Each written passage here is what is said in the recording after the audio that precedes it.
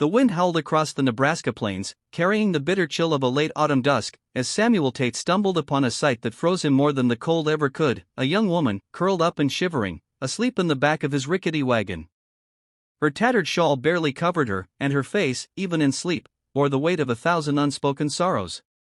Samuel, a widower whose heart had been buried alongside his wife 2 years prior, stood motionless, his calloused hands gripping the wagon's edge. Who was she? And why, in God's name, was she here, in the middle of nowhere, with nothing but the stars to keep her company? Samuel Tate was no stranger to hardship. At 42, his weathered face told stories his lips never would: years of wrestling crops from stubborn soil, the joy of a fleeting marriage, and the gut-wrenching loss of his wife, Eliza, to fever. Since her death, Samuel's days blurred into a gray haze of survival, his small homestead barely holding together under the weight of his grief.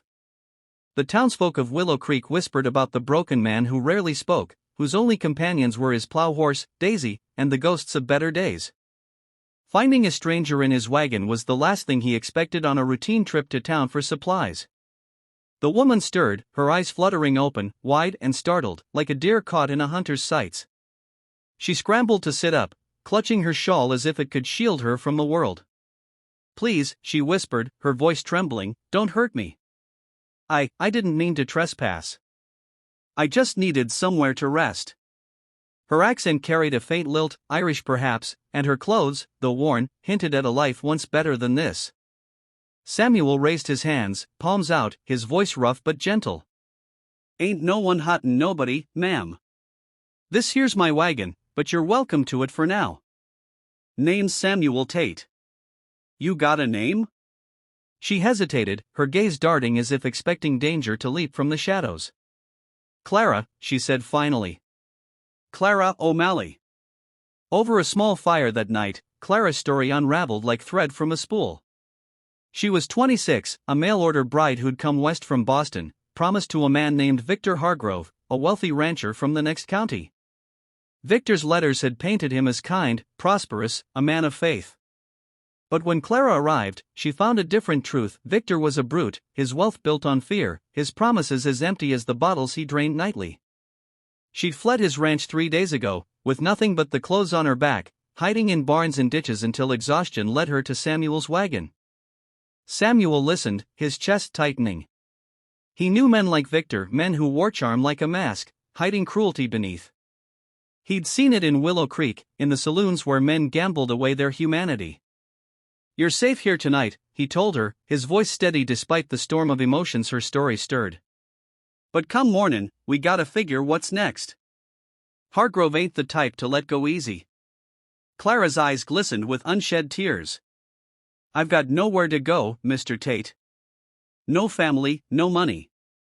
I thought Victor was my salvation, but he's my ruin." That night, Samuel couldn't sleep. He sat by the fire, staring at the flames, haunted by Clara's words and the memory of Eliza's laughter.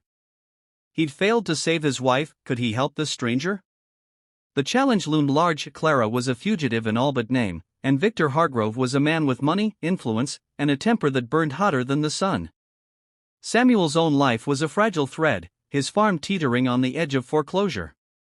Taking Clara in meant inviting trouble he could ill afford. By morning, Samuel made his choice. "You'll stay at my place till we sort this out," he said, his tone leaving no room for argument. "Ain't much, but it's got walls and a roof." Clara nodded, gratitude and fear warring in her eyes. They rode back to his homestead in silence, the wagon creaking under the weight of their unspoken worries. The first challenge came swiftly. Samuel's farm was no sanctuary: dilapidated fences, a leaking roof, and fields that barely yielded enough to feed him and Daisy. Clara, though weak from her ordeal, insisted on helping. She mended clothes, cooked simple meals, and even tried her hand at weeding the garden, her determination a quiet fire that Samuel couldn't help but admire. But her presence drew whispers from the townsfolk. "Samuel's got himself a woman," they'd say, some with pity, others with suspicion. Gossip spread like wildfire, and Samuel knew it was only a matter of time before it reached Victor's ears. The second challenge was Clara's fear. Every creak of the floorboards, every shadow at dusk, sent her heart racing. She'd wake screaming from nightmares, her cries echoing through the small cabin. Samuel, unused to comforting anyone, would sit awkwardly by her side, offering clumsy words. "He ain't here, Clara. You're safe." But was she? Samuel's own doubts gnawed at him. Victor's ranch hands had been seen in Willow Creek, asking questions, their eyes cold and searching. Days turned to weeks, and a fragile rhythm emerged. Clara's strength returned, her laughter a rare but precious sound that reminded Samuel of life before loss. She spoke of her childhood in Ireland, of crossing the ocean with dreams of a new start, only to find betrayal. Samuel shared stories of Eliza, how she'd sing while baking bread, how her death left a hole nothing could fill. In their shared pain, they found understanding, a bond neither expected nor sought. But the third challenge loomed, Victor Hargrove himself. One gray morning, as Samuel repaired a fence, a cloud of dust announced trouble. 3 men on horseback approached, Victor at the lead, his broad frame and sharp eyes unmistakable. Clara, fetching water from the well, froze, her bucket clattering to the ground. Well, Victor drawled, his voice slick with menace. "There's my wayward bride. Thought you could run, Clara? And you, Tate, harborin' a thief? She's mine, bought and paid for." Samuel stepped forward, his hands steady despite the fear coiling in his gut. "She ain't property, Hargrove. She's a person, and she's stayin' here." Victor's laugh was cold. "You're a fool, Tate. Broken. You think you can stand against me? I'll burn this place to the ground and take her anyway." Clara's voice, small but firm, cut through the tension. "I'm not yours, Victor. I never was. I'd rather die than go back." The standoff stretched, taut as a bowstring. Samuel's mind raced, he was one man, unarmed, against 3. But he saw the fear in Clara's eyes, the same fear he'd felt when he lost Eliza, and something inside him hardened. "Leave," he said, his voice low. "Or I'll make sure the whole county knows what kind of man you are."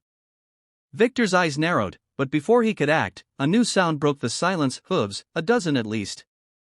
The townsfolk, alerted by a neighbor who'd overheard Victor's men in town, rode up, led by Sheriff Daniels. The sheriff, a grizzled man who'd known Samuel's father, dismounted. "Trouble here, Hargrove?" he asked, his hand resting on his revolver. Victor's bravado faltered. He spat on the ground, glaring at Clara. "This ain't over," he hissed, then wheeled his horse and rode off, his men trailing behind.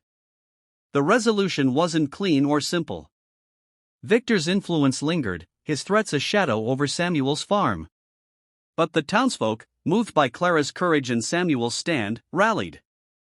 They brought supplies, helped mend fences, and shared their own stories of Victor's cruelty, building a case that eventually saw him run out of the county, his ranch seized for debts he'd hidden. Clara stayed.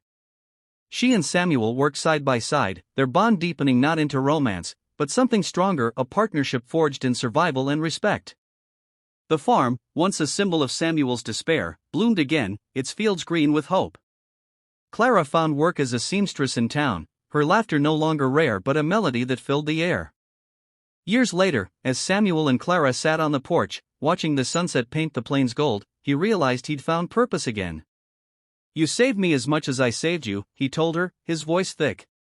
Clara smiled, her eyes bright. "We saved each other, Samuel. And that's enough." For the people of Willow Creek, and for anyone hearing their story, the message was clear: even in the darkest times, courage and kindness can light the way. No one is too broken to mend, and no heart too heavy to hope again.